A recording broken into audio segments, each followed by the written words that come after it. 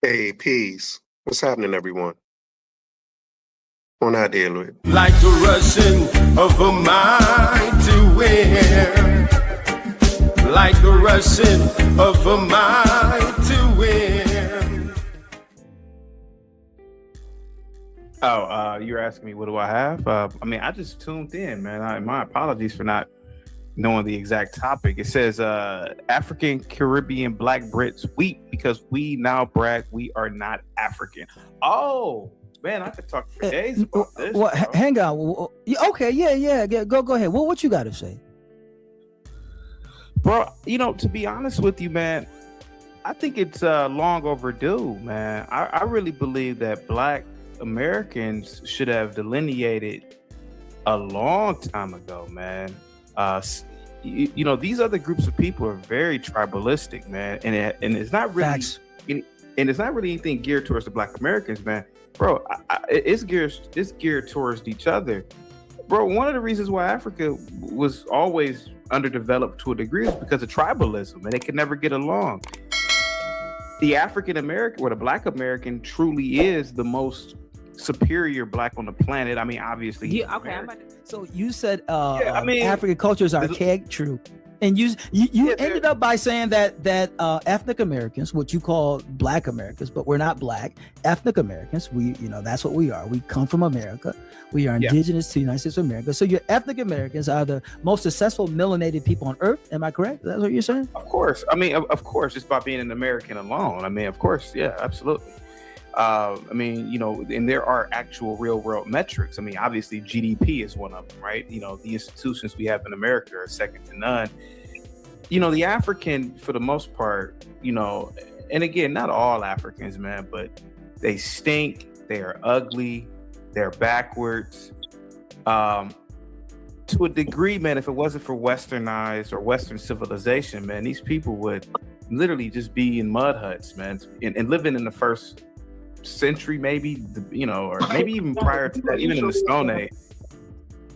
But let me just finish. So the thing, no, but hang on. Yeah, no, hang on. Just let me finish. Go ahead. I'm not trolling. I actually, what's so funny? Years ago, Tariq Nasheed, you guys familiar with Tariq Nasheed? But before he, I don't know, he's wishy-washy. Yeah, he was a Pan-African. I had said that Nigerian women weren't attractive. Now, I was on another panel, right? And I was talking about attractiveness in terms of African women. Obviously, there are African groups of women who are very attractive, like Sudanese women. I said Nigerian women look like me, all in the face. And so, I'm not trolling, bro. These things are truths, bro, to be honest with you, man. There is a difference. And I'm willing to believe that a lot of Blacks were really already in what we call now America. And I've always said that the transatlantic slave trade was wrong. Yeah, I've always listen. I was saying this 20-something years ago that I don't believe that the transatlantic slave trade happened the way that they are telling us, or at the same scale. So well, hang on. How did you know that 30 years ago? That most people are just waking up to. How did you know that 20, 30 years ago? How did you know that? Well, I was always a person who asked questions, right? You could never just tell me something and I accepted it as the immediate truth, right? Unless it was mathematics, right? So I was always in class asking questions, and I was somewhat smart before I started drinking alcohol, but I started thinking about logistics, right? I started thinking about a lot of things with this transatlantic slave trade. What were these people eating? What were they drinking? Where did they use the bathroom at? It just didn't make any sense to me logistically. So I started asking questions. I used to get thrown out of class a lot of times too, for my own safety, to be honest with you. But I really believe a lot of a lot of these stories. Yeah. USA, you mind if I ask Chaotic a question? Yeah, go ahead. Chaotic. Now, you're a self-described Black nationalist, and that I've heard you say before, and I believe you're also a Pan-Africanist. That I'm not so sure about. That's contradictory. No. Okay, so I wasn't Pan-Africanist. Like, given what you just said about your views about Black people, or specifically Africans, like, what type of a Black nationalist are you? There's a gentleman named Kofi. He has a group called the Zamet. He's a young guy. I met him about a year ago. He's about 23, 24. The very same viewpoints that he has are the very same viewpoints I had. I think that a small group of blacks should be in rulership. I think that the masses of blacks are really stupid and they need to be led. And I really believe that we have to, the black nationalist that I am, I believe in weapons of mass destruction. And this is this thing that Kofi talks about. He says, you look it up, Z-A-M-I-N-T. He's a Zamet. So I'm more aligned with him. I believe in weapons of mass destruction. I believe that non-blacks should be expelled from black lands. I believe that black people should manage and control all the resources within a nation. Any black, it's 50-something nations. I'm really a black nationalist like that. Now, will I say this? Do trade with other people? Sure, why not? Tourism? Sure, why not? But the black man should make his civilization paramount. Your own religion, your own institutions, your world view is what your reality should be. Let me give you an example. I'm gonna land the plane. Thank you so much. It's a great question. I like Western civilization. I think it's the greatest civilization in human history. There are aspects, there are metrics about Western civilization. Let's use architecture. It's one of my favorite things to do. We need to develop our own architecture, our architectural styles, like Baroque, like Doric, Ionic, and Corinthian, like neoclassical. We need to have codified systems. So when we go into a place, we can say, oh, our people built that. Our people don't have that now. Yeah, chaotic. Your idea of black nationalism. So do you want to create a black nation in Africa? And if so, how would that black nation be different from the black nations that exist in Africa today? Because in Africa, they're all black nations. So how is your black nationalism going to differ from the black nations that already exist? Because they seem to, be where the elites are ruling over the masses of the people. So how is your black nationalism different from the black nationalism or black nations that exist in Africa? No, man, so with Kofi, and this is something, and this is why I like this kid, because he's actually really into it. The whole idea is, well, hey, Truth, hang on. Who's this Kofi person you keep speaking of? You should look him up. His name is Kofi, and is he a YouTuber? Yeah, he is. He is. Zamint. Hang on, let me write it down. I never heard Was he on it. Q Butter before? No, he would never go on Q Butter. You said Z-A? Zamint. Zamet? Is that his name? Zamet? Zamet. Yep, correct. Okay. Go ahead. Keep that. You can answer. So the whole idea is this, right? You create a sort of like what the Jews have done with a Zionist state, right? The whole idea is Zionism, right? We already have black nations, globally. You already have. I mean, if you take all the black nations and combine the land mass, right? I mean, I don't know how many acres that would be, right? We're talking about millions and millions of acres of land, right? But the whole idea is to set up shop somewhere, right? It could be South Africa for all we know. I mean, you see it with the EFF, man, the Julius Malima's political party, right? Assuming that maybe somebody says, okay, this is going to be our equivalent of a Zionist nation, but whatever you name it, a Zamet nation, right? This is going to be a safe haven for all blacks globally. So here, certain institutions are going to be here, certain banking systems are going to be here that just exclusively, that really just work for our people, right? I would even argue a global intelligence agency, just like a Mossad, right? And so the thing is that these people, so the thing is that instead of going to a white man's bank, instead of going to a white man's job, instead of utilizing white or Arab or Asian resources or services, you have it you have it within this own nation state. Like you set up like your own economy with black people to keep black dollar or to keep black employment or something within a black diaspora. And I know earlier I said I wasn't a Pan-Africanist, right? But it sounds like Pan-Africanism. But what I'm saying is that right. the whole you idea. Also said before, not to cut you, but you also said before that you thought Africans were too tribalistic for this type of a they're thing. Stupid.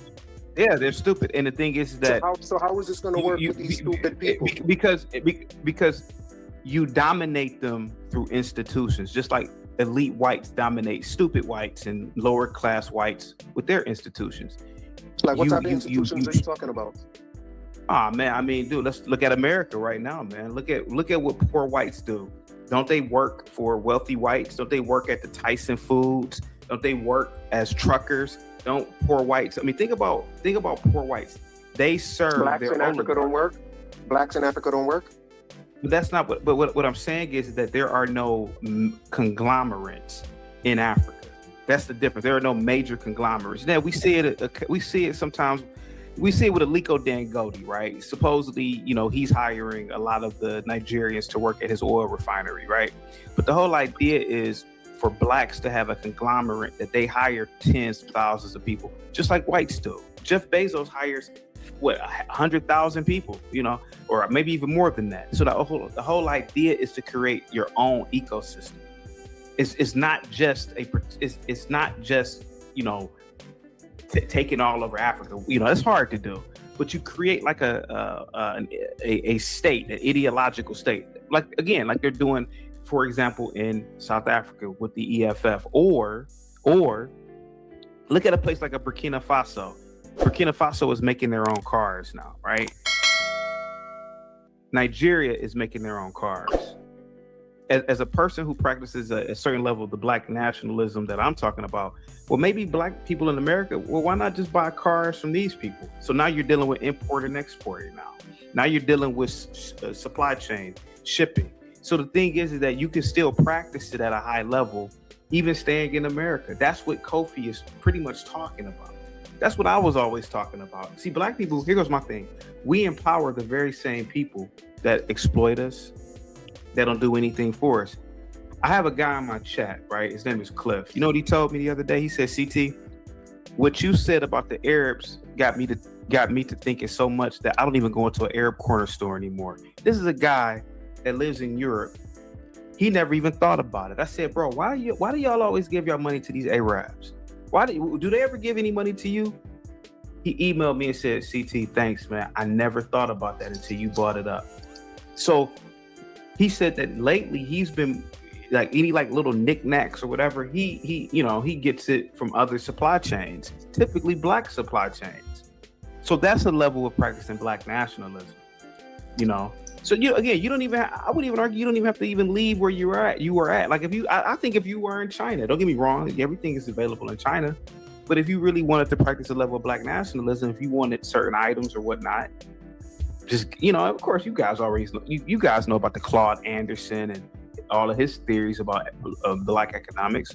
So this is just a more global way of looking at it, to be honest with you. Let me ask you this then. Why do you think we African Americans are the most successful African Americans on earth? Why do you think that? I know why, but I want to see if you know why. I mean, let's be honest. I mean, now the reality of the situation is it's because you are an American. I mean, you automatically, I mean, the dollar is strong, right? Yeah, no, but hang on. It has to do, I'm talking about from the beginning. From the beginning, like you can't say now. I mean, this America didn't pop up out of the blue, the dollar and no. What makes us the most successful melanated people over the last 400 years? Let's look through the scope.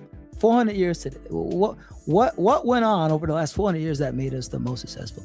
Because we're all melanated people were basically enslaved, right? By the white man too, right? So what makes us the stars?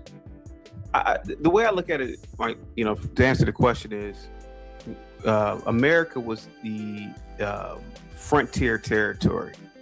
It was a land of opportunity. And I really believe because of that early pioneering spirit, it allowed not just for blacks, but for other groups of people as well to be so free to think and to be free of rulership from a lot of people lived under landlords or feudalism. If you're living under certain conditions, man, you always have to work. You always have to work, or you're always in some bind. In America, you had a lot of opportunity because it was just free land almost everywhere. You had different rights. You didn't have kings and queens in America. So it gave people the opportunity to think. It gave the peasant the ability to read and write. That doesn't quite make sense either. I mean, like, I was answering your question from my perspective. Yeah, okay, but it's this. You mind if I ask him a question? Yeah. Go ahead. Right, because chaotic. Everything you just said about what makes Black Americans the best Black people in the world, according to USA. Everything you said in terms of the fact that they're here in America and the freedoms that they have here, all of that is stuff that would not exist under your idea of Black nationalism and under the Black nation that you want to create. Like, according to you, Africans and Black people are too stupid to have the types of freedoms that America provides them. Because everything that you suggested as an alternative in terms of the EFF, I'm sorry. You said, can y'all hear me? Yeah, go ahead. Yeah, you mentioned the EFF and you mentioned a couple of other groups, and they're all kind of communist dictatorships. Like you mentioned Ibrahim Traore in Burkina Faso. So all of those things and all of the things that you have in mind for Black people is the opposite of what America provided for the Black people that are here.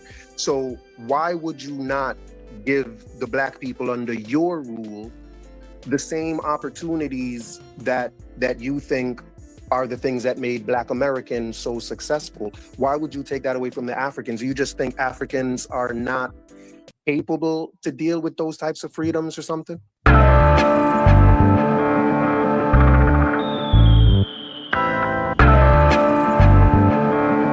I want you to listen very, very carefully. Just because we're Black, they say we are slaves. Speak of righteousness, they say we are praise. Just because we're Black, they say we are slaves.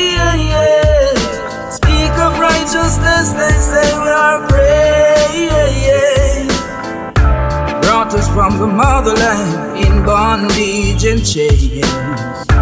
Bury our culture and change our names.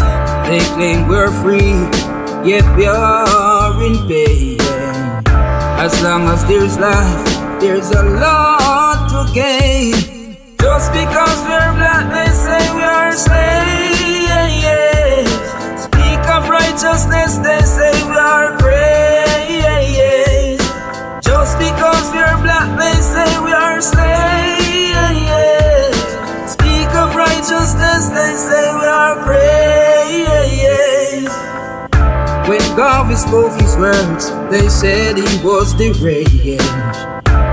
Marley sung his songs, they said the same. Malcolm X and Martin Luther fought relentlessly so we could be better. Just because we're Black, they say we are slaves.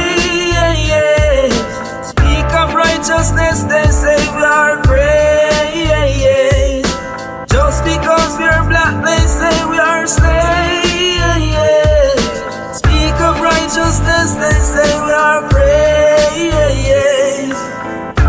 Brought us from the motherland in bondage and chains. Bury our culture and change our names. They claim we're free, yet we are in pain. As long as there's life, there's a lot to gain. Just because we're Black, they say we are slaves. Speak of righteousness, they say